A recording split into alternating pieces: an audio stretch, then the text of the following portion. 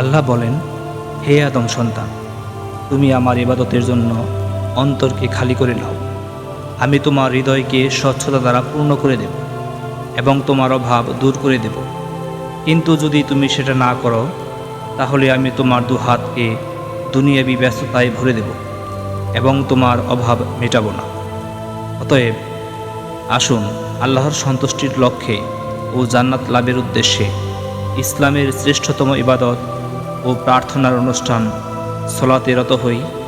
তাকবীরে তাহরিমার মাধ্যমে দুনিয়ার সব কিছুকে হারাম করে একনিষ্ঠভাবে বিনম্র চিত্তে বিগলিত হৃদয়ে সুন্নাতের রাস্তা ধরে নির্ভয়ে চলো হে পথিক, জান্নাতুল ফেরদৌসে সিধা চলে গেছে এ সড়ক। ধন্যবাদ সবাইকে। ভিডিওটি যদি ভালো লেগে থাকে তাহলে সাবস্ক্রাইব করে সঙ্গে থাকার জন্য